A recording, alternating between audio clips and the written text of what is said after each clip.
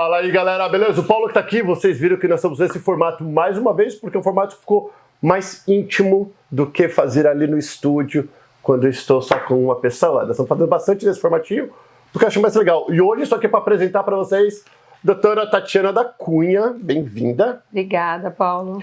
A Tati, eu vou te chamar Tati porque é minha amiga. A Tatiana nada mais é do que uma advogada, que aqui no canal Perguntas, ela vai falar comigo somente sobre família, que é uma das especializações que ela tem.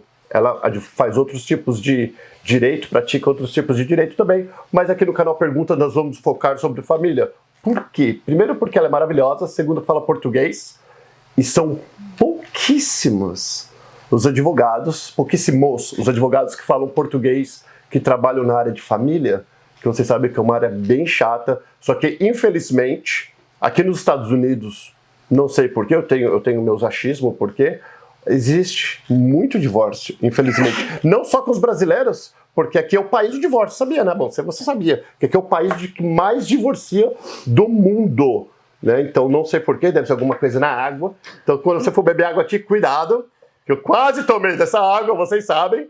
E a Tatiana ia ser minha advogada, que eu já conversei com ela antes, mas graças a Deus não aconteceu. Com certeza. Vamos lá, Tati. Bem-vindo e obrigado. Viu? A nova patrocinadora do canal Perguntas maravilhosa. E eu enchi o saco dela, falei, Tati, vem, a gente precisa de você. É um tipo de assunto que poucos falam, você não vê. Eu não conheço nenhum canal no YouTube, nem nada de brasileiro advogado falando sobre família, sobre direito de família. Que a gente fala sobre divórcio, mas não é só divórcio. Tem muitas coisas que tem, né? Tem muitas coisas. Primeiramente, eu queria te dizer que eu sou advogada de família licenciada no estado da Flórida. Então, toda a informação que eu passar aqui é pertinente ao estado da Flórida. Porque aqui nos Estados Unidos tem isso, né? Cada estado tem a sua lei. Cada estado tem a sua lei, né? E se eu quiser dar conselho legal na área de família em outro estado, eu tenho que ser licenciada nesse estado, diferente daquilo que é lei federal, que é imigração, tax, isso a pessoa pode atuar nos 50 estados. Eu só posso atuar no estado da Flórida, na área de família, e todo o conteúdo que eu vou passar para vocês aqui é referente às leis do estado da Flórida, e não de nenhum outro estado. Muito legal, mas até a nível de, a gente está conhecendo a doutora Tatiana agora, a nível se você tem parceiros ou alguém que você indica em outros estados? Tem parceiros, as pessoas que me contatarem, eu posso passar parceiros em outros estados. Que é bem legal, porque é bem difícil encontrar outros advogados que falem português e que atuam na área de família, né? Porque a maioria dos advogados que vêm para os Estados Unidos, tiram a licença aqui, até talvez por passar pelo processo, a maioria atua na área de imigração. Então, mas tem alguns advogados que eu conheço até na Califórnia, fiquei sabendo que tem uma advogada na Califórnia, eu não imaginava que fala português, Massachusetts, New Jersey, então temos alguns, poucos, mas temos. Então qual que é o objetivo? Da mesma coisa que a gente faz com o Dr. Walter Santos, que a gente vem fazendo há anos, é educar vocês para entender um pouquinho como funciona. Nem o bate-papo que eu for fazer com a doutora Tatiana, ele serve como uma consultoria. Lembrando, o seu caso ele é único e ele é seu. Não dá para comparar o teu com o meu e o meu com o do vizinho. Então é um bate-papo para a gente entender. E até é legal porque eu não manjo nada. Eu falei pra puta, vai ser muito legal, porque eu já tô quase um expert. Daqui a pouco eu vou fazer que nessa galera, eu vou começar a vender EB2NW, porque eu tô um expert de imigração. E não precisa ser advogado, pelo jeito, né? Um monte de gente faz. É verdade, mas na área de família isso acontece também. Tem muitos experts em divórcio aqui em Orlando. Ixi, então eu vou me especializar e já vou fazer tudo. Vamos lá, Tati, obrigado mais uma vez. Para nós entendermos, para eu entender também, o advogado de família faz o que exatamente? Quais são as funções dele? O que uma família precisa? Bom, geralmente a gente faz divórcio, né? Divórcio são a maioria dos casos de... Quando procuram um advogado? Quando procuram um advogado de família, mas também tem poucos casos, mas tem de anulação de casamento, paternidade, né? A paternidade, um processo de paternidade é praticamente que nem um processo de divórcio, mas é quando as partes não são casadas, né? Então, quando uma pessoa não é casada com a outra e tem um filho, tem que entrar com o processo de paternidade para estabelecer a paternidade. Faço também pactos pré-nupciais, para não ter, o pacto pré-nupcial é justamente para evitar um divórcio no que futuro. Que é o prenup, que a gente fala em inglês, que a gente fala prenup, exatamente. E post-nup também, que pode ser feito após o casamento. Quem não fez antes do casamento, pode fazer depois do casamento, esse post-nup também. Esse chama post-nup. Podemos fazer também modificação, às vezes a pessoa já tem um divórcio, ela já tem uma sentença de divórcio e quer fazer alguma modificação, não está funcionando, às vezes o parenting plan que a gente fala, né, que é o plano parental, que é o que vai regular tudo aquilo que é referente às crianças, os filhos do casal. O que mais? Domesticação de marido, se teu marido não está bem, ela vai ensinar você a domesticar o teu marido. Domesticação de sentença estrangeira. Não, sem brincadeira, isso acontece aqui bastante. O que acontece? Tem pessoas que são divorciadas no Brasil, né, a nossa comunidade, e eles querem fazer essa sentença valer aqui na Flórida. Por exemplo, eu divorciei lá no Brasil, eu tenho uma pensão alimentícia para passar para a esposa, para pagar para a esposa, desculpa. O pai fica com o filho tal dia e a mãe fica tal dia da semana. E para isso aí eles mudam para os Estados Unidos. Para isso ter força e ter validade aqui nos Estados Unidos, a gente faz um processo que se chama Domestication of Foreign Judgment. E isso é feito na corte aqui do estado, a corte de família. Então, deixa eu fazer uma pergunta rapidinho aqui. Lembra, hoje eu não vou ficar enchendo ela de perguntas, mas eu já tenho as aqui, eu preciso fazer. Porque eu tô pensando, o cara pode fugir pra cá. Então, por exemplo, eu tenho uma ex-mulher no Brasil. Não tenho, gente. Mas se eu tivesse uma ex-mulher no Brasil, já é claro que não é povo aqui. Eu tenho uma ex-mulher no Brasil e aí eu tinha que estar pagando uma pensão. Isso vale no Brasil. Aí eu me mudo pra cá. Eu tenho que continuar pagando. Se todo mundo se muda pra cá, é onde eu preciso do advogado? Se todo mundo se muda pra cá... Tá aqui, quem mandou Brasil, não tem ninguém mais no Brasil, não vale nada. Exatamente. Eu já vi casos de pessoas que estipularam pensão lá no Brasil em dólar, sabendo que iam se mudar pra cá, e depois, quando chegaram aqui, o marido disse, te vira, não vou pagar, porque eu já tô aqui, nós estamos todos aqui, não tem nada que me obrigue a pagar aqui, mas uma domesticação do divórcio estrangeiro vai poder fazer ele pagar aqui. O Te Vira veio de Porto Alegre, que eu não falei pra vocês, é gaúcha, né? O que mais faz? Custódia de criança, né? Às vezes, por exemplo, depois de um divórcio, eles têm a custódia time sharing compartilhado, um quer mudar, né? Ou um pai quer pegar somente a custódia porque aconteceu alguma coisa, modificação de child support, estabelecer child support. Child support é a pensão para a criança, pensão alimentícia, tudo isso. É que todas essas questões normalmente são divididas num divórcio, mas às vezes a pessoa, depois de alguns anos, quer mudar, quer aumentar aquele child support, então existem certas leis, certas regras que a gente tem que observar para poder fazer mudança também, mas basicamente é isso: divórcio, caso de paternidade, child support, alimony, que é a pensão alimentícia para o cônjuge, modificação pré- and post-nup e anulação de casamento. Tem alguma coisa diferente daqui com o Brasil? Muito. É muito diferente? Muito diferente.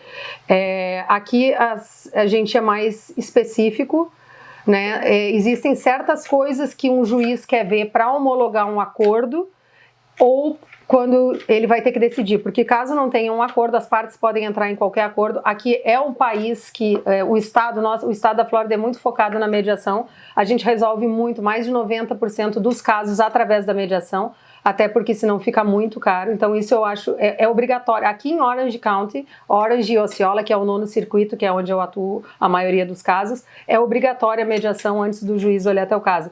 Mas assim, o sistema é bem diferente. Então assim, a gente não conta muito aqui a história. No Brasil se conta muito a história, né? Aqui do que aconteceu. Aqui não é muito focado nos fatos. As petições iniciais são simples, elas têm certos requerimentos, certas informações que tem que ter. E o juiz, o que ele quer ver é se as pessoas têm um acordo em relação à pensão alimentícia, vai ter ou não vai ter para o cônjuge. Como é que ficou a distribuição de bens? Quem fica com o quê? Existe criança? Se existe criança, obrigatoriamente é necessário que se estabeleça um parenting plan, que é essa lei que vai regular os direitos dos pais em relação às crianças. E child support. Por exemplo, no Brasil, o child support é negociável, a pensão alimentícia para a criança. As pessoas podem fazer acordos em relação a isso. Aqui no estado da Flórida, o Child Support existe uma fórmula, existe uma tabela que a gente tem que seguir. E essa tabela pode render um vídeo inteiro, né? De como, e nós vamos fazer tudo de isso. como é calculado o Child Support na Flórida, mas basicamente ele é calculado de acordo com a renda do pai e a renda da mãe versus o número de noites que cada um fica com as crianças. E aqui vai pra cadeia também, por exemplo, porque no Brasil quando você não paga, vai rapidão. Pode ir, cadeia. Pode ir. Normalmente aqui a gente entra com, é fácil, um contempt, a pessoa tem uma ordem para pagar o Child Support, todo mês. Quando ela não paga, né, a gente faz um motion for contempt, e quando a pessoa ela faz o pagamento, porque tem formas de fazer o pagamento do Child Support que ficam estipuladas tanto no processo de divórcio como no processo de paternidade, por exemplo, ele pode pagar direto para a mãe da criança, ou ele pode pagar através do do Departamento do Estado da Flórida aqui. E quando o pagamento é feito através do Estado da Flórida, do Department of Revenue, o próprio estado vê que aquela pessoa não pagou 2 meses, já comunica à corte, então eles já fazem um hearing, então é bem rápido, mas assim, a pergunta pode ir para a cadeia? Pode, porque se o juiz pode determinar que se ele não pagar, ele pode ir para a cadeia, mas acontece sim, tanto de pensão alimentícia para o cônjuge como para os filhos. Uma outra pergunta que eu tenho é em relação, se eu não me engano, minha mãe é advogada do Brasil e eu sempre ficava ouvindo, né, quando pequeno, cresci com isso, então eu aprendi bastante coisa no Brasil também. Inclusive, se você está querendo fazer um divórcio, mentira, no Brasil também. No Brasil, se eu não me engano, advogados, vocês me corrigem se eu estiver errado, eu não posso falar, meu filho não precisa de pensão. Eu não quero pensão, porque a pensão é o direito da criança e não da mãe ou do pai. Aqui é a mesma coisa? Exatamente. É obrigado. Não importa se a mãe fala, eu não quero pensão, só quero meu divórcio, quero me livrar de você. Acontece muito aqui também, mas não pode. Não pode. Não pode waive, que a gente fala, o Child Support. Uma mãe não pode dizer, eu não quero Child Support, faço tudo para me divorciar. O direito é da criança, exatamente, o Child Support é da criança. Tá. A pensão alimentícia da esposa, ela pode renunciar tranquilamente, mas a dos filhos não. Não pode. Não pode.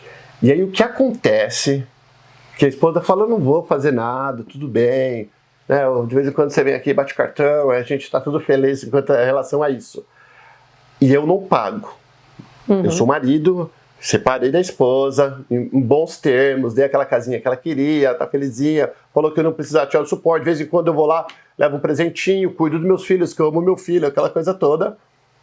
Só que eu não tenho nenhum registro que eu estou pagando aquela quantia que foi determinada pelo juiz, ou pelo acordo, pelo mediador. Daí passa o tempo, e eu não paguei nada. Eu paguei um mês eu ajudo um pouquinho, outro mês. Aí daqui a um tempo, se ela dá uns 5 minutos nela, ela pode requerer tudo. Pode. Todos os meses que eu não paguei. Daí eu vou ter que correr atrás e falar, não paguei, mas eu dei isso, dei aquilo. Pode. Ele tinha que pagar. E o juiz bateu o martelo ou chegou num acordo com o mediador, é aquilo e acabou. Você pode sempre ser mais, nunca menos. Todo o acordo que é feito, só para esclarecer, o acordo pode ser feito perante um mediador, porém o juiz vai ter que homologar esse acordo. Quem assina o caso, no final, a sentença judicial. Então sempre o juiz vai ter o dedinho ali? Sim, sempre o juiz vai ter o dedinho ali, mas na maioria das vezes a gente não vê o juiz. Quando não tem litígio, a gente nem vê o juiz. Então, mas assim... a pessoa que paga, geralmente ela tem que ter o recorde. Por isso que quando a pessoa... Pro pagador, a melhor coisa é pagar pelo estado da Flórida, porque aí vai ficar tudo registrado lá. Ele paga online, a pessoa tem uma conta online, ela recebe online, então é tudo online. Agora, quando ele paga para a pessoa por Zelle, também tem um registro. Por depósito bancário, também tem um registro. Agora, se a pessoa pagar em cash, aí o problema é dela. Ela tem que pegar um recibo. Quem tem que pagar... é o que tem que guardar a prova do pagamento. Exatamente, é o que tem que provar que pagou depois. E agora, até a nível de curiosidade, óbvio que você faz muitos brasileiros realmente se divorciam aqui, acontece muito. Sim, divórcio. Diz os brasileiros que vieram. Brasileiros que moram aqui, independente de ser casado com um americano. Sim. Assim, realmente divorcia muito mesmo. Divorcia muita gente, tem tido muito divórcio. Não sei se é porque também as pessoas buscam alguém que fale português, eu falo português, mas realmente tem tido um volume bem grande de divórcio aqui.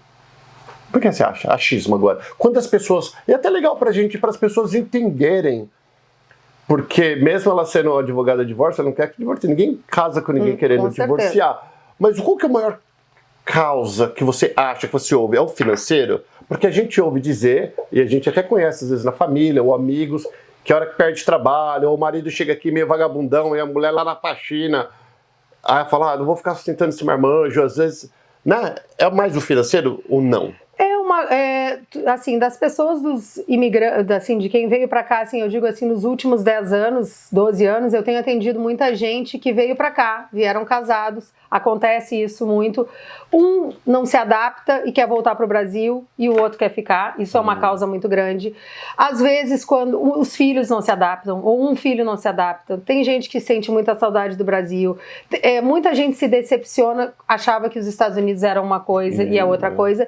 E também eu vejo assim que tem muito problema em questão de visto. Dá muito divórcio por questão de visto. As pessoas brigam pela questão, o visto não deu certo, eu vou embora. Não, o outro quer tentar de novo. Então, assim, a vida é diferente aqui, né? A vida, a correria, tem muita gente que é muito apegada à família, muito apegada aos amigos, e tem gente que não consegue conviver com isso. Então, assim, e aquilo que a gente até estava conversando antes, sempre tem um que quer mais que o outro, que é normal, né? Estar aqui nos Estados Unidos. Então, aquele que quer estar, normalmente não quer ir embora. Então, isso aí é um problema. Existe, e acontece um problema muito grande quando as pessoas se estabelecem aqui com a criança e estão na Flórida há mais de 6 meses, a questão de jurisdição. Um quer ir embora para o Brasil. Eu não posso simplesmente pegar o meu filho e ir embora para o Brasil. Principalmente se essas crianças forem americanas, né? Porque pode dar um problema de sequestro internacional, exatamente. Então, assim, a gente tem que fazer um outro processo que se chama relocation. Eu tenho que fazer um pedido de relocação depois que essa criança já está estabelecida aqui. Um quer voltar para o Brasil, o outro não quer voltar para o Brasil. Esse que quer voltar no divórcio, ele vai ter que pedir relocation. Isso é um processo separado dentro do divórcio. Se for levar o filho. Se for levar o filho, exatamente. Eu vou fazer 1 milhão. Tadinha dessa menina, vai sofrer aqui na minha mão. Porque eu já tô pensando em vários casos. Por exemplo, eu quero levar meu filho, mas meu filho é americano. Tudo bem que ele é brasileiro também, com dois pais, o pai e a mãe brasileiro. Vamos dar um exemplo, meus filhos. Bem rapidinho. Os meus também. Gente, hoje é só um por cima aqui, mas é que eu gosto. Vocês veem que eu gosto, assim, de aprender, porque é importante. Então vou dar um exemplo. Eu e a patroa, nós vamos divorciar. Eu e a Heather. E aí, ela quer os filhos e eu também quero. Os filhos é de nós dois. E eu quero voltar pro Brasil e ela não quer. É uma briga boa. Eu acho que seria bem difícil eu levar. Porque o juiz sempre vai olhar o melhor interesse da criança. E se fosse ao contrário, se o pai fosse americano e a mãe brasileira e a mãe quer voltar pro Brasil? Vai ser sempre olhado o melhor interesse da criança. A pessoa tem que mostrar para o juiz, baseado em... São 21 fatores, eu acho, do estatuto, que aquela relocation é o melhor para aquela criança. Então, tem vários fatores que são analisados. Por exemplo, os laços que aquela criança tem no lugar onde ela está e no o possível lugar onde ela vai. Como vai ficar o contato com aquele pai ou com aquela mãe que vai ficar. Então, e tem que mostrar o juiz, baseado todos esses fatores, ele tem que concluir que é o melhor interesse daquela criança que vá. Eu sempre digo para as pessoas, eu nunca coloco expectativas, que o processo de relocation é um dos processos mais difíceis de se conseguir. Mas é um processo que eu tenho visto argumentos aqui de que é o melhor quando as pessoas estão indocumentadas. Então, eu posso pedir para um juiz de família que ele garanta o meu direito de voltar com o meu filho, porque eu não quero ficar indocumentada aqui nesse país. Então, me dá documento, Gisele. Então, essa é uma razão, porque a pessoa hoje em dia aqui na Flórida não pode nem dirigir. E você acha que você... Olha eu já inventando. Por isso que vai ser legal. Vai ser ótimo com a Tati aqui. Porque a Tati é das boas. Ela já não precisa ler cartinha e ficar... que nem a gente sabe, não tem uns que faz isso. Mas não de família, que família é só ela. Então vamos lá. Aí, se eu falar se for pro interesse do meu filho morar aqui. Ele está indo bem, está indo para graduar na high school, super, ele quer fazer uma baita de uma faculdade, mas é melhor. Só que eu tô legal. Eu vou falar, juizão, não vou ficar legal, vou embora com meu filho. Você consegue mostrar, ou você... Poderia existir um caso de falar pro juiz, olha aqui, ó, a Giovana, minha filha, né, que minha filha que é bem inteligente que nem o pai. A Giovana tá indo bem na high school, ela faz community service, ela quer fazer o West Point, que é uma faculdade militar, ela quer isso, aquilo. Agora, se o Paulo continuar ilegal, ele vai ter que ir embora. Entendeu? Poxa vida, a menina tá com a carreira pronta, tudo. Você acha que existe um caso? Até que eu consegui, eu sei que você não vai falar sobre imigração, mas achismo. Mas o juiz de família, ele não tem poder nenhum de imigração. Ele não pode fazer nada. O que ele não pode fazer é justamente isso. Essa questão aí, ele não pode. Ele tem que decidir se é o melhor interesse dessa criança ficar nos Estados Unidos ou ir para o Brasil. Isso é da criança, agora o problema do pai é outro problema. O problema do pai, exatamente. Mas um pai indocumentado vai necessariamente impactar na criança, ou uma mãe indocumentada, né? Porque não vai poder trabalhar, não vão ter as mesmas oportunidades. Temos esse problema aqui na Flórida da driver's license. Então, assim, mas o juiz de imigração, o juiz de família da Corte do Estado da Flórida não vai poder ajudar na questão da imigração. Ou eu já inventando moda, poderia, tipo, uma recomendação? Não, ele tem que tentar, assim, advogada que a gente tenta tudo. Não pode, ele não tem esse poder. E na questão da imigração, as pessoas têm que educar o juiz, porque o juiz do estado não entende nada de imigração. Tem que falar para ele indocumentado e explicar para ele, mas hoje aqui na Flórida eles sabem o que é uma pessoa indocumentada. Sim. Eles têm como é que a gente fala? Uma noção das coisas, né? Mas talvez depende do juiz. Tem juiz que não deve nem saber. E tanto é verdade que eu estava ilegal quando eu me casei. E a Heather, minha esposa, nunca soube, até hoje não tem direito. Ela sabe que eu tinha um visto de 10 anos, o passaporte foi que eu mostrei, mas até hoje nem sabe. O que é? O que é. Da mesma forma que vocês que moram no Brasil ou na Europa, seja onde você mora, a galera que está ilegal aí no Brasil, vocês não fazem ideia, porque não é de nosso interesse. Existe um mundo paralelo que nós imigrantes vivemos aqui, existe um mundo paralelo que os imigrantes do Brasil que vão para o Brasil, vivem, que nós brasileiros no Brasil não nos importando, é a mesma coisa aqui, né? Bem legal. Então, ó, eu acho que por enquanto, e outra coisa, se você já está precisando, não espera um outro vídeo para entrar em contato. A partir desse mês de novembro, que é onde nós estamos fazendo esse primeiro bate-papo, a partir do dia 1º de novembro, todos os programas do canal Perguntas, tem todas as informações do escritório Tatiana da Cunha, que é da Cunha Law, como que é, Tatiana? Tatiana da Cunha. Tem que pegar hoje o primeiro, eu posso errar. Law Office Tatiana da Cunha. PA, o que significa PA? Professional Association. Diferença, lembra que nós falamos em um outro vídeo quando estava com os advogados de imigração? PA ou qualquer outro que o advogado tem? É PLLC também que eles colocam. É só PA? Tem várias outras formas de se fazer. Não é LLC, filho. LLC, foge. Quem tiver com LLC dando consultoria legal, corre, independente da área que for. É porque tem também uma outra... Tem outras formatações também que se aplicam em Law Office, mas no meu caso eu fiz uma Professional Association. Entendeu? No caso dela é PA, Professional. Mas até que foi aquele outro doidinho que estava aqui, que ele falou a diferença do profissional com o... Como que é o nome que ele falou, Renatinho? Ele falou do profissional com os que não são advogados. Do advogado com os que não são advogados. Empresa. Empresa, firma. Firma. Resumindo, procura a Tatiana da Cunha se você precisa. Espero que você não precise divorciar. Mas se você tem grana e vai casar com uma mulher pobre, é o chamado prenup. Como que fala em português? Pacto pré-nupcial. É que no Brasil hoje eles fazem, é diferente. Na hora que casa já é diferente. Na hora que faz, é que no Brasil, aqui, o pacto pré-nupcial aqui, por exemplo, eu posso estipular tudo. Eu não sei, eu estou licenciada da OAB no Brasil há mais de 10 anos. Sou advogado no Brasil também. Sou advogada no Brasil, me formei em 2003, tirei minha OAB em 2003. Mas já estou licenciada, não estou dando conselho legal do Brasil, mas eu vejo muito nos divórcios que eu trabalho aqui na Flórida, inclusive isso é uma questão bem importante de se falar. No Brasil a gente normalmente escolhe um regime de bens lá, da separação total de bens. E quando eles fazem esse regime da separação total de bens lá no Brasil, aqui na hora do divórcio vale como um prenup. Isso vale aqui. Inclusive, eu tinha uma cliente que era casada com um inglês e eles tinham feito um pacto pré-nupcial, fizeram lá no Brasil, né? O que a gente chamaria aqui de pacto pré-nupcial. Eles elegeram o regime da comunhão universal de bens. Que significa o quê? Lá no Brasil, que significa que tudo é dos dois. O que eles antes que já tinham é a comunhão total, universal de bens. E ele dizia para ela que as coisas dela lá no Brasil iam ser dela, era lá no Brasil que valia, que esse pacto da República das Bananas... Só valia no Brasil. Só valia no Brasil. Ele falava assim, você acha que um pacto feito na República das Bananas vale aqui nos Estados Unidos? E valeu. Olha só, então, portanto, eu vejo mulheres também, tem várias mulheres empresárias ricas, milionárias que vêm aqui, que tá com esses boyzinhos novos que largou, agora colocaram silicone, estão toda gostosona, vai pegar os boy... Tem que se cuidar, menina. E aqui o legal daqui é que a gente pode fazer uma determinação de tudo. Por exemplo, normalmente isso é muito importante às pessoas, isso é uma coisa assim que também as pessoas acham que um pacto pré-nupcial, isso a gente até pode falar num vídeo bem detalhado, um pacto pré-nupcial é uma coisa simples. Vai lá, escreve, isso aqui é teu, isso aqui é meu.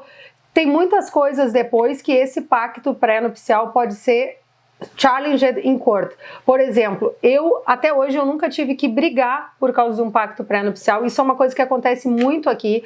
O americano, para casar com a brasileira, chega 2, 3 dias antes do casamento e faz, assina aqui. Ela não sabe, ela precisa aquele... Aí meninas, de olho. Ela precisa o quê? O green card. Então, ela assina até ali. Aí chega lá no divórcio, eles entram com o divórcio e dizem, temos um pacto pré-nupcial onde ela abriu mão de tudo.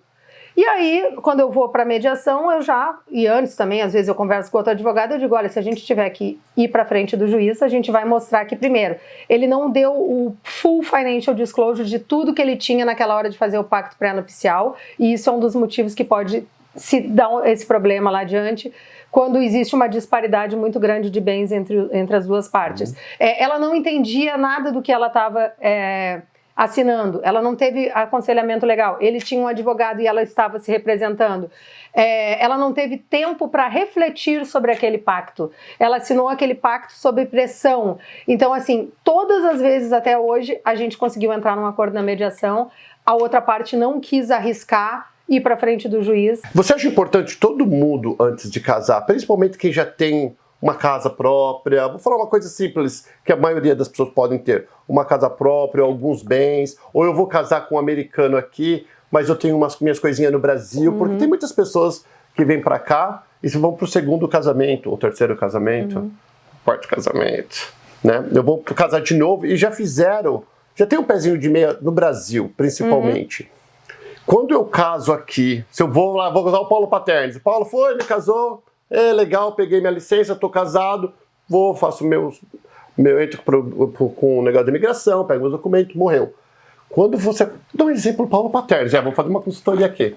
Baby, I don't want to divorce you, okay? I'm just asking here. Por exemplo, eu tenho bens no Brasil. Já tinha, antes de casar. Sim. Se eu deixar a patroa, ela tem direito aos bens? Eu só casei, eu não fiz nada. Eu só casei no papel. Só casei de... Se não tiver um pacto pré-nupcial? Hoje, não, falando meu. Não, ela tem direito à valorização desses imóveis. Também a valorização daquilo que foi durante o casamento, aquilo que valorizou durante o casamento. Por exemplo, a pessoa tinha uma casa quando ela casou aqui ou no Brasil. A questão é que um juiz daqui não vai ter jurisdição para dividir bens lá. Então, tudo tem que ser acordado. Quando tem bens em vários lugares, é um pouco complicado. Mas... A pergunta foi lá se ela tinha direito... ela tem direito à valorização. Por exemplo, uma pessoa tem uma casa aqui que vale $100 mil na data do casamento. Quando eu vou me divorciar, essa casa vale $300 mil. Esses $200 mil que valorizaram, Mentira. A pessoa tem direito à metade. Sacanagem. Ué, por que? Como tem valorização numa coisa... Não assim, se tiveram pagamentos do mortgage feitos durante aquele casamento, durante o casamento, sim, a pessoa vai ter valorização. Não é assim, se aquela casa estivesse totalmente quitada, existem algumas exceções, tá? Mas a via de regra é assim, por quê? Porque o salário das pessoas também é marital. É verdade, se eu tô casando, se nós somos casados e ambos estão pagando mortgage... Então, nada mais justo.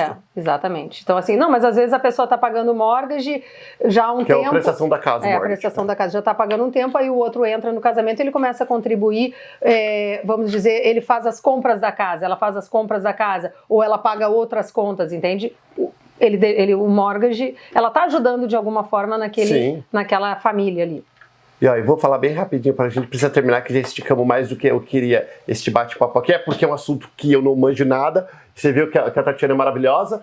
É que eu fui abrir uma empresa com a Carol Larson, que é patrocinadora do Canal Perguntas, e é uma contadora que vocês já conhecem, que ela é top das galáxias. E aí eu falei assim, não precisa, foi eu abrir com a Heather.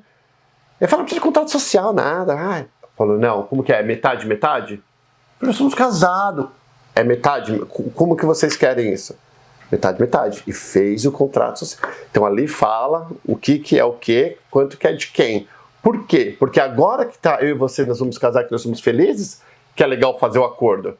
Porque a hora que jogou o cocô no ventilador e o bicho vai pegar, eu arrumei uma namorada, ou ela arrumou um namorado, quer me largar, ou eu quero largar, aí a coisa fede. Então, enquanto vocês estão bem, que precisa contratar um advogado, ver o que vai fazer tudo direitinho. Tudo direitinho, tudo direitinho. Inclusive, uma questão que estipulam aqui, principalmente com o americano, tem americano que diz, vai casar comigo, mas não pode trabalhar. Então, assim, eu já tive... Machista! Eu já tive... Eu quero que seja minha esposa. Muitos deles estão no segundo casamento, né? E querem a esposa ali o tempo todo, já estão, né, com a vida ganha, querem a esposa para viajar, os filhos crescidos do primeiro casamento. Então, assim, tem pessoas que vão sair do mercado de trabalho. Aquela mulher vai sair do mercado de trabalho. Então, ela tem que se proteger em caso de divórcio, né? No pacto pré-nupcial, a gente pode fazer isso. A gente pode estipular até uma pensão para ela em caso de divórcio. Então, muitas vezes eles falam assim, se ela ficar casada comigo até 5 anos, ela não vai ter direito a nada. Depois de 5 anos, cada ano é 80 mil, 100 mil, depende, porque normalmente se faz o cálculo baseado naquele trabalho que ela está tendo, naquela capacidade que ela poderia de ganhar e que ela está abrindo mão. Faz sentido pra gente? E agora essas mulheres estão ouvindo você falar, putz, você pode fazer isso agora no meio do caminho? Como assim? Um pós-nupcial pode. E se o cara falar, você é louca, você tá pensando em me divorciar? Aí já e assim, esses são os que tem mais negociação, porque assim, a pessoa, como eu estava te falando antes, pensa assim, o pacto pré-nupcial é só pegar, digitar e falar, não, eu já fiz pactos que tiveram muitas negociações e inclusive tiveram pactos que deu briga na hora da assinatura e as pessoas não assinaram, eu e o outro advogado tivemos que dizer, olha, então vamos esperar. Aí, porque estavam brigando ali na hora. Já ia fazer um divórcio. Porque ela queria que ele fizesse um seguro de vida para ela. E ele não queria fazer porque ele já tinha uma idade um pouco avançada e iria sair muito caro. Então foi essa briga e tivemos que reagendar a cerimônia de assinatura. Então assim, tem várias coisinhas que... Claro que qualquer um pode ir na internet printar um pacto pré-nupcial. Mas é aquilo que tu falasse no início. Cada caso é um caso, cada um tem bens, cada um tem a sua situação particular. Gente, e eles podem, por exemplo, até... eu já tive um pacto pré-nupcial que era uma brasileira casando com um americano muito rico e o gift, os presentes, são considerados marital, se tu não tiver no... Mentira. É considerado. De todos? Dos dois, né? Então, por exemplo, se um gift for, eles tinham no pacto lá, acima de $10 mil e aquilo é para ser considerado só dela e ele vai dar aquele presente e em caso de divórcio, ele tinha que escrever um recibo. E isso aqui, se a gente se divorciar. Então, assim, tem várias formas, tem várias formas de se fazer isso. Mas o mais importante é assim, as pessoas querem separar aquele patrimônio que elas já têm, muitos deles querem continuar com o patrimônio separado, mas também tem aqueles que optam, por exemplo, assim, aquilo que construirmos juntos vai ser dos dois. Então coloca-se uma regra, tudo aquilo que a gente adquirir e colocar no nome dos dois vai ser marital. Então assim, tem diversas formas de ser feito isso. Tá, então vocês viram que vocês como a mim com certeza não entendem nada disso, por isso que existem profissionais maravilhosos. E é que agora a gente vai fazer também, vamos fazer um perguntas e respostas, que aí eu e a Tati, a gente fica aqui ao vivo e vocês mandam a pergunta e ela vai respondendo, tá? Lembrando que é mais para nos educar, para a gente poder fazer boas decisões, com certeza, boas escolhas em nossa vida. Eu acho que é isso. Mais alguma coisa que você acha, assim, só para deixar claro antes de... Hoje era para ser só uma introdução, mas você viu que o bicho pega aqui. Mais alguma coisa que você acha importante as pessoas saberem em relação ao casamento? Assim, eu sei que tem 1 milhão de coisas, mas nesse bate-papo a gente cobriu praticamente. Eu acho que cobrimos praticamente tudo. Então, vou deixar o arroba. Bom, já está em todos os programas do canal Perguntas. Qual que é o arroba que nós vamos usar? Que até a meia dúzia, já a gente tá brigando ali do lado de fora. Tatiana da Cunha Ló. Tatiana da Cunha Ló. O Renato que vai editar esse vídeo aqui, ó. Renato, coloca bem grande, só aqui, ó. Tatiana da Cunha Ló, para vocês verem qual que é. Mas depois em todos os outros programas já vai estar tudo bonitinho. Eu acho que é isso. Brigadão. Tô bem empolgado porque tem muito que eu vou aprender. E eu acho que é bem importante para todos vocês também, não só aprenderem, saberem que tem alguém que vai falar a tua língua, e ela é brava, ela gosta de briga. Ai, não gosto não, a gente tenta de sempre... litígio você não gosta? Não, a gente tenta sempre resolver no acordo, mas às vezes o litígio é inevitável, né? Ela vai falar tem gente que esconde dinheiro, tem gente que se aproveita, então assim, às vezes o litígio é inevitável, né? Entendeu? Não é então, que a gente goste de litígio. Não deixa que o teu parceiro ou a sua parceira faça pressão. E vocês vão aprender, porque eu tava perguntando, conversando. Existe isso aqui muito, existe isso muito. O marido vem, ele quer fazer um acordo e ele força a barra e aí assim, não, tem que ser sem advogado, tem que ser sem advogado, tem que ser sem advogado, porque aí essa pessoa, porque a maioria das vezes, nesses casos, a mulher não tem dinheiro para bancar um advogado. E aí o que acontece, quando ela faz a consulta, ela paga uma consulta, já muda, porque aí ela se educa e ela pode dizer para ele, olha, não, a coisa não é bem assim, entende? A coisa não é bem assim. Então assim, porque o marido diz, eles dizem muito, você não tem direito a isso, você não tem direito àquilo, você não tem... E muitas vezes elas estão casadas com um americano, ou elas, ou eles, a outra parte sabe mais e a pessoa acha que é verdade. Então assim, às vezes a pessoa, só dela saber os seus direitos, muda a situação. E não tem dinheiro... A conta é junta, não é? E outra coisa... O dinheiro dele é teu dinheiro, menina. Exatamente, mas acontece o seguinte, fazer a consulta com a... tem muita gente, pode mesmo, mas tem muita gente que esconde dinheiro. E existe uma parte muito importante no divórcio, uma fase que se chama troca de documentos financeiros. Então, essas pessoas que forçam um acordo, 99% eles não querem mostrar. Então eles dizem, eu vou te dar isso, vou te dar aquilo, vou te dar aquele outro e vamos fazer um acordo, não arruma advogado, não isso, não aquilo. 99% das vezes é porque ele não quer mostrar. E aí é o seguinte, ela até pode fazer o acordo, mas isso é uma questão que eu me protejo muito. A cliente tem que saber que se ela abrir mão de ver certas coisas financeiras, eu não posso, se a gente abrir mão disso, eu não posso dizer aquilo que ela tem direito. Não posso fazer o cálculo. Não abra mão de ver nada. Então assim... Tanto homem quanto mulher. E assim, se ela decidir fazer esse acordo, ela vai estar fazendo contra o meu aconselhamento legal, né? Sem ver nada, porque é um tiro no escuro, porque às vezes ela diz, mas eu tô satisfeita, ele vai me dar X por mês, vai dar tanto, o child support que a gente calculou vai dar tanto, ele vai me pagar a prestação, e é isso. Só que quando ela vai ver, no outro dia o cara compra um monte de coisa, compra outra casa, etc, etc. Isso nunca... Aí já era, né? Aí já era. Então assim, se ela quer fazer isso sem ver, ela pode fazer, mas ela tem que assinar que ela está sabendo que ela recebeu e que ela está fazendo aquele acordo contra o meu aconselhamento legal, porque eu não quero ter problema no Florida Bar depois, e o Malpractice Insurance também é bem caro. A Tati vai fechar o pau, vai brigar por você. Isso que é legal. E outra coisa bem interessante, para terminar, que eu sei que a gente fala muito, é porque eu acho o direito é muito doido, ele é muito difícil, é muito interessante, só que é complicado e simples ao mesmo tempo. Por exemplo, ela não pode representar eu e a minha esposa. Não. Que nem no Brasil, né? Não posso. Então, se tem ela, aí você tem que... A outra parte... Não, a gente vai falar nisso, vai. Rapidão. Então, se eu contratei a Tatiana da Cunha primeiro... Se fez a consulta primeiro. Fez só de fazer a consulta. Exatamente. Você já não pode ir para o meu marido ou minha mulher. Essa é uma das questões, quando a pessoa liga lá para o escritório, que a gente leva mais a sério, porque esse é um dos grandes problemas de complaint no Florida Bar, é o conflito de interesses. Então, assim, a primeira pergunta, quando a pessoa disser que é um caso de divórcio, caso de família, a primeira pergunta que a pessoa que atende o telefone lá vai fazer é quem é a outra parte. A gente tem que checar. Se a outra parte já me consultou... O nome, por exemplo, o nome do marido ou da esposa. Se ele já me consultou, eu não posso fazer a consulta com ela. Olha que doido. E vice-versa. Mas olha que interessante.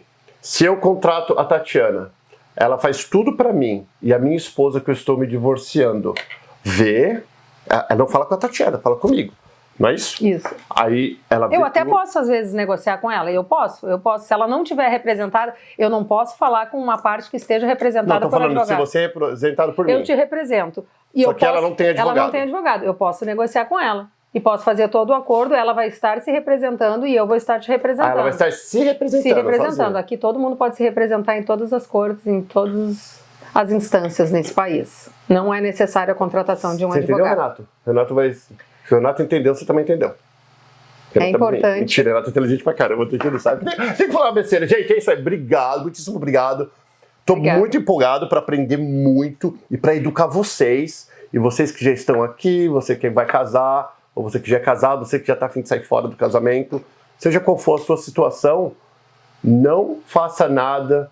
Não é porque funcionou pro teu amigo, pro tua prima, pro teu vizinho que fez daquele jeito que vai funcionar com você. Com certeza. Sempre pague para conversar com um advogado que tenha OAB, que é o Florida Bar, no caso aqui da Flórida, licenciado, recomendado. Vocês sabem que eu só vou recomendar se eu acredito. Eu ia usar a Tatiana da Cunha para mim. Então, não é segredo, não tô aqui para dar uma de certinho, que tu, né, todo mundo sabe. Eu ia usar para mim, então se é bom para mim, é bom para você também. Você pode ter certeza que eu sou extremamente chato. E eu que falei, vem Tati, vem Tati, vem Tati. Ela é meio ruim de social media, mas a gente vai ajudar ela. E aí vocês vão fazendo pergunta e a gente vai... Olha a cara dela. É ótima advogada, mas é ruim de marqueteira. Tu é ruim de marqueteira, né? Sou.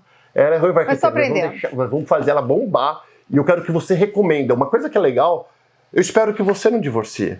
Ela também não quer que você divorcie. Mas se você conhecer alguém, aqui na Flórida, não importa onde seja na Flórida, você vai dar o telefone, que a gente vai deixar aqui. Só hoje o Renato vai deixar grandinho aqui, que é o nosso primeiro. Depois você vai ver na descrição dos vídeos, onde a gente deixa o telefone de todo mundo.